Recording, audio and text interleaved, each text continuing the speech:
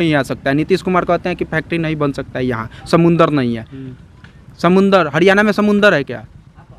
ये सब नीतीश कुमार नहीं चाहते हैं कि बिहार के लोग आगे बढ़े, या लालू प्रसाद, तेजस्वी जी, कोई नहीं चाहता है यहाँ के लोग। यहाँ के 40 सांसद, 243 विधायक सब चोर है और नहीं चाहते हैं कि बिहार के लोग आगे बढ़े। अगर आगे बढ़ जाएगा तो झंडा कौन धोएगा, यही चाहते हैं। और हम लोग जाति में बढ़ जाते हैं, जाति में नहीं बटेंगे, उन लोगों को मुँह तोड़ जवाब देंगे। मान लीजिए कि एक बच्चा अगर 4 साल में मैंने पार्ट 1 की परीक्षा देगा, यानी कि 12 साल में ग्रेजुएशन कंप्लीट करेगा। सरकार तो 2014 में कर आई थी कि हम सब महंगाई सस्ता कर देंगे। आज सबसे ज़्यादा महंगाई है, सबसे ज़्यादा बेरोजगारी है, तो सरकार का आप क्या लिए हैं? सरकार जनता को मूर्ख बना रही है। रोजगार के लिए लड़ना है, और शिक्षा के लिए लड़ना है, और व्यवस्था के लिए लड़ना है, और महंगाई के लिए लड़ना है। नमस्कार, स्वागत है आपका संजीवनी समाचार.com में। मैं गणपत आर्यन।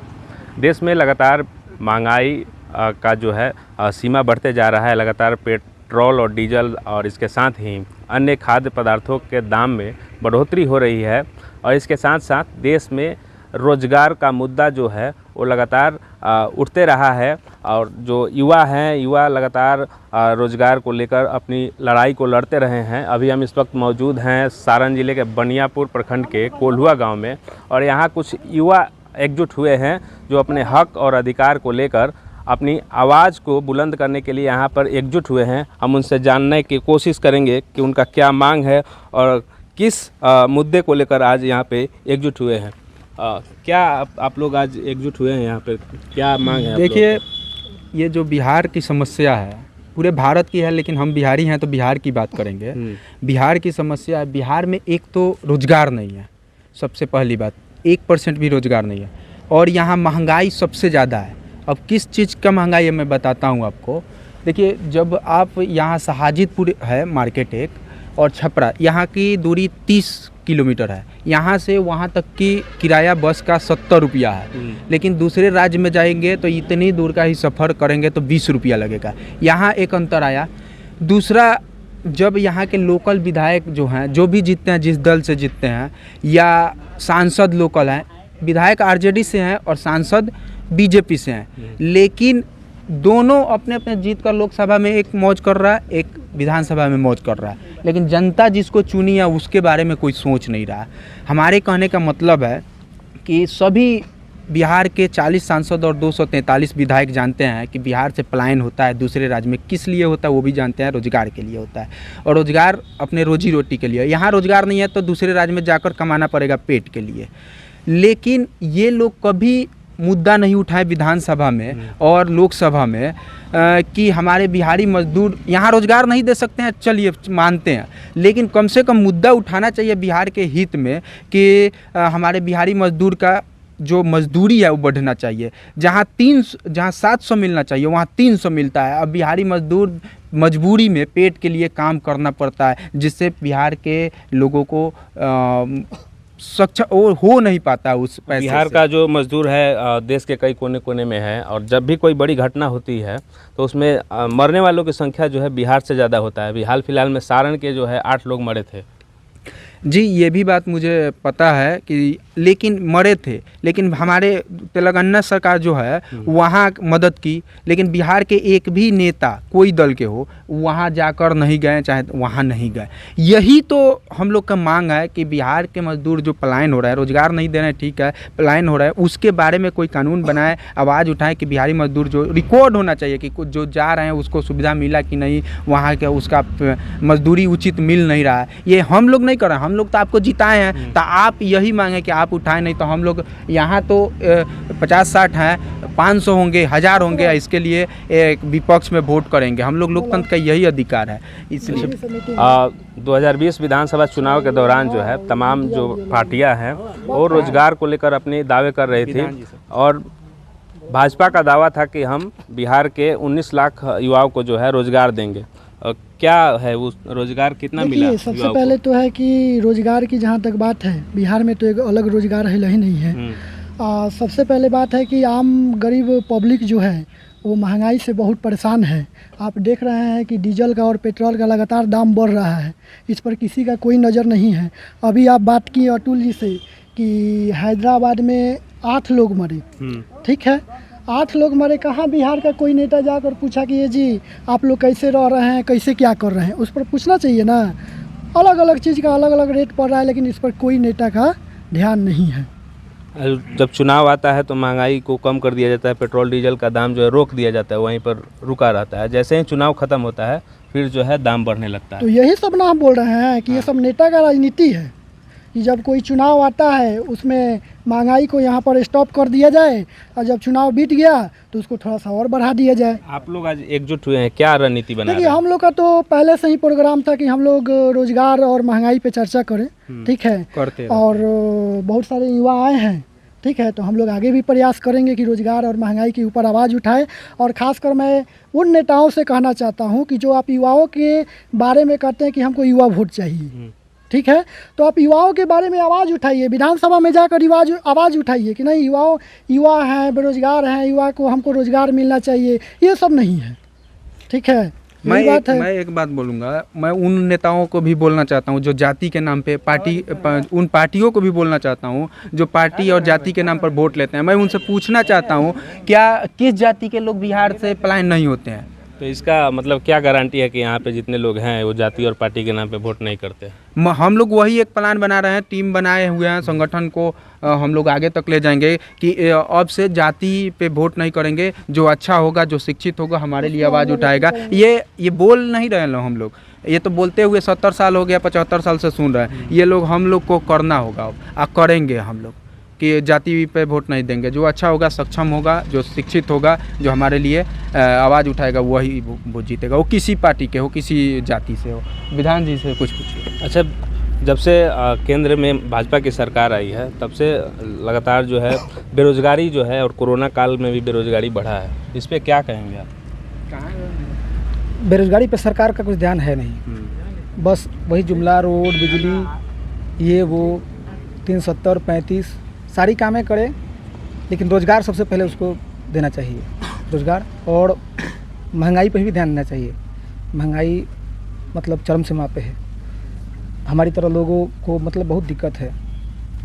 तो यहाँ के माननीय विधायक, सांसद, इन लोगों से मतलब विनती है कि यहाँ जो भी फैक्ट्रियाँ बंद पड़ी है उसको चालू कराया जाए, और यहाँ बहुत सारी ज़मीनें भी हैं जो खाली है, उसमें भी कुछ फैक्ट्री वैक्ट्री लगाया जाए, जिससे यहाँ के हर वर्ग के युवाओं को कुछ रोज़गार मिले, जिससे पलायन वाली समस्या जो है वो कम हो।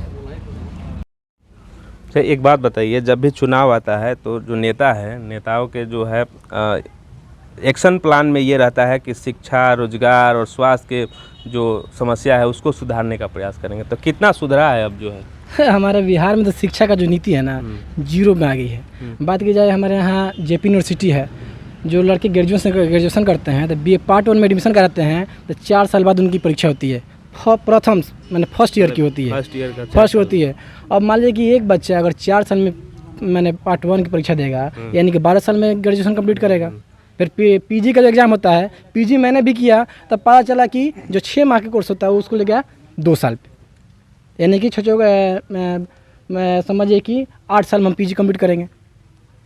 और चुनाव के दौरान लगातार जो है रैलियां हो रही हैं, लेकिन क्लास को लेकर जो है सरकार कह रही है कि कोरोना जो है इसके लिए ऑनलाइन क्लास किया। देखिए, अब रही बात ऑनलाइन की, तो जो गरीब तबके के लोग हैं उनके पास ना सिस्टम होगा, ना मोबाइल होगा, ना मोबाइल में डालने के लिए पैसे होंगे, ना डेटा लगना पढ़ेंगे, तो ये सब ऑनलाइन समझिए कि सफल नहीं है। सरकार एक और ये नियम बनाई है कि आर्मी में जो है अब संविदा पे बहाली होगी 3 साल के लिए, क्या कहेंगे?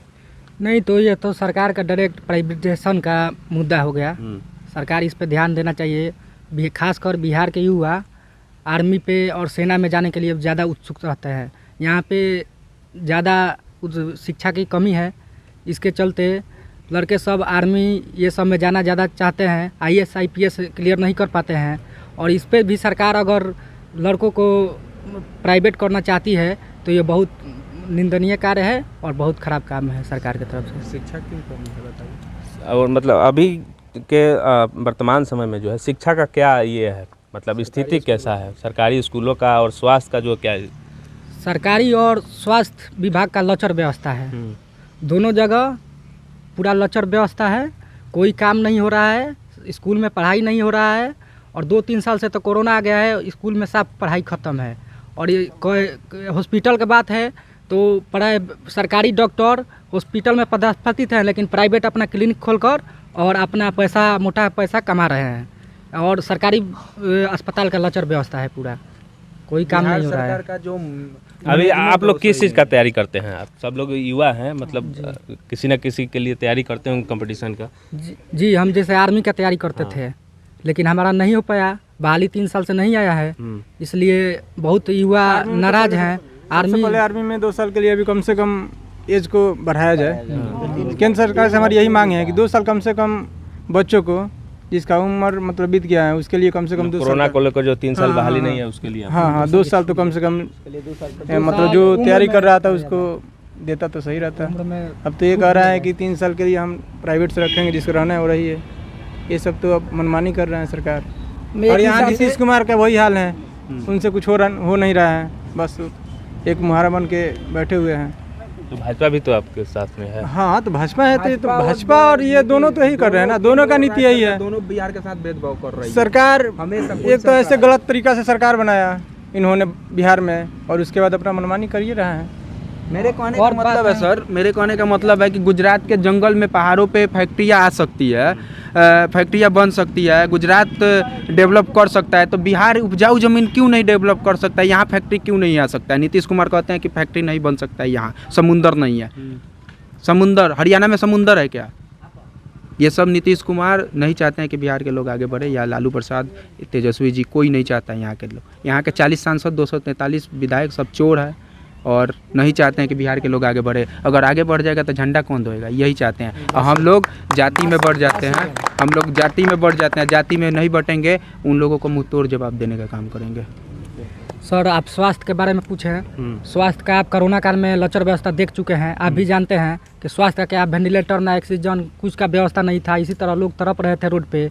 तो स्वास्थ्य का तो आप व्यवस्था जानते ही हैं, देश और बिहार दोनों का क्या हाल था। लेकिन सरकार तो कह रही है कि ऑक्सीजन की कमी से एक भी लोग नहीं मरे हैं। सरकार तो कुछ भी कह सकती है। सरकार तो 2014 में कह कर आई थी कि हम सब महंगाई सस्ता कर देंगे, आज सबसे ज़्यादा महंगाई है, सबसे ज़्यादा बेरोजगारी है। तो सरकार का अब का लिए हैं, सरकार जनता को मूर्ख बना रही है, जनता मुद्दे पर अपने वोट नहीं देती है। सबसे कमी है जनता में, जनता अपने मुद्दे पर वोट नहीं देती है।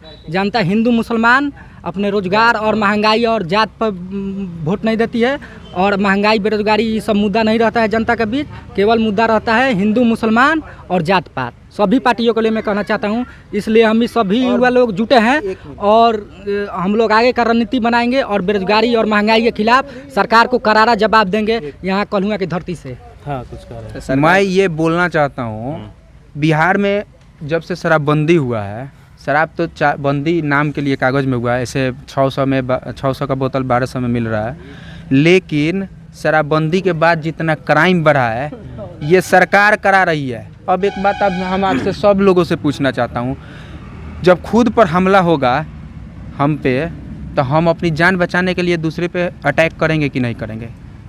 आत्मरक्षा के लिए। अब हम भूख से मरेंगे तो हम अपने पेट के लिए, अपने माँ के लिए, अपने परिवार के लिए चोरी डकैती छिनतई करेंगे कि नहीं? यही बिहार में हो रहा है। अब सरकार ये चाह रही है, रोजगार नहीं देगी तो युवा क्या करेंगे? मोबाइल चोरी करेंगे, बाइक चोरी करेंगे, यही करेंगे। सरकार ये चाह रही है, अगर सरकार ये चाहती है बिहार स्वस्थ बने, स्वच्छ बने, तो रोजगार दे। शराबबंदी कितना सफल है? कितना? 110% विफल है। इससे बेरोजगारी बढ़ रहा है, शराब तो मिल ही रहा है। जिसको पीना है यूपी चले जाइए, यूपी जो पैसे वाले हैं ना, वो अपने बाइक पे बैठते हैं, यूपी जाते हैं, होटल लेते हैं और 2000 का खूब पिएंगे, रात भर होटल में मौज करेंगे। जब नशा उतर जाएगा आए, जब 15 दिन का कोटा फूल। जो गरीब हैं यहाँ 1200 का बोतल किसी तरह ढूंढेंगे, में बीबी का कुछ बेचेंगे और पिएंगे और पकड़ा जाएंगे। जहरीली शराब से लगातार मौत हो रही है। इसी कारण 2 नंबर शराब चालू रहता तो जहरीली नहीं ना बनता, तो चालू कीजिए। मौत दर बढ़ी है शराबबंदी से, शराबबंदी विफल है। शराबबंदी का ठीक है, जहरीली शराब से लगातार मौत हो रही है, इस पे क्या कहें? ये तो सरकार कर रही है, सरकार का देन है। प्रशासन क्या कर रहा है कि जहरीली शराब बिक रहा है, शराब बंदी है तो शराब क्यों बिहार में बिक रहा है? ये कमीशन खोरी हो रहा है, सीधा डायरेक्ट काला धन सरकार के पास जा रहा है। शराब बेचवाया जा रहा है सरकार के और प्रशासन के द्वारा, झूठ मूठ के लिए शराबबंदी किया गया है। अच्छा, सरकार अभी हाल फिलहाल में एक संशोधन किया है शराबबंदी में कि अगर आप पहली बार पी के पकड़ाते हैं तो 5,000 2,000 से लेकर 5,000 तक का फाइन देके आप छोड़ सकते हैं। तो यानी कि सरकार भी अब मान चुकी है कि उनका शराबबंदी जो है फेल है। तो ये सरकार का कमी है, ये नीतीश कुमार जाने हैं कि क्यों ये बात कर रहे हैं। शराब मिल कैसे जा रहा है, जब शराबबंदी तब शराब खोल दीजिए। शराब काहे के लिए बंद किए हैं, जहरीली शराब से लोग रोज़ मर रहे हैं। और शराबबंदी का पूरा पुलिस लगी हुई है, शराबबंदी के फेर में अपराध बढ़ रहा है, कितना लोगों को बेकसूर फंसाया जा रहा है। शराबबंदी के नाम पे पुलिस अपना रवैया बहुत ख़राब कर चुकी है और जनता को परेशान कर रही है। यही शराबबंदी है, दूसरा कोई नहीं है। और झूठ मूठ का शराबबंदी हुआ है। सरकार इसमें नीतीश सरकार 101% विफल है और इसके पास कोई मुद्दा नहीं है सरकार के पास। वो कर दूंगा। मैं नीतीश कुमार जी से ये आग्रह करता हूँ, उनसे खास तौर पर बोलता हूँ कि जो आप चुनाव के पहले बड़े बड़े दावा ये देंगे, अगर आपको शिक्षा और नौकरी पर अगर आप काम कर में जाके देखिए कि गरीब के लोग बच्चे और कैसे मर रहे हैं, वहाँ पर कोई सुविधा नहीं। आप बोलते हैं कि ये मिलवा देंगे, वो देंगे, क्या बिहार सरकार होगा। मैं उनसे यही निवेदन करना चाहता हूं कि सरकार अगर अपने मुद्दे पर काम नहीं करेगी तो अब हम सरकार के पास हम लोग आंदोलन करेंगे। युवा साथी है जो संगठन बनाए हैं, 10 करके 20 करके छोटा छोटा आंदोलन करके हम लोग अब अपने आवाज़ को बुलंद करेंगे और आवाज़ बुलंद करने का काम करेंगे। चाहे किसी का सरकार हो, हमें बस रोजगार के लिए लड़ना है और शिक्षा के लिए लड़ना है और व्यवस्था के लिए लड़ना और महंगाई के लिए लड़ना है। अच्छा, इसको लेकर आप लोग स्थानीय सांसद और विधायक से कभी मिले कि नहीं? जी मिले हैं, इससे पहले कितना बार मिल चुके हैं। लोकल सांसद और विधायक जी भी हैं, वो मिलते हैं और अपने बातों को रखते हैं। वो सुनकर वो युवा को बात को बुलंद नहीं करते और आगे चल कर उनका बात को नहीं रखते हैं। अब हम लोग है और यहाँ के जो यूथ जो है एकजुट होकर अपनी आवाज़ को बुलंद कर रहे थे और बेरोज़गारी और महंगाई के मुद्दे पर अपने जो है हक और अधिकार की आवाज़ को यहाँ के जो जनप्रतिनिधि हैं और बिहार के जो सरकार है, डबल इंजन की सरकार, उससे अपना सवाल कर रहे थे।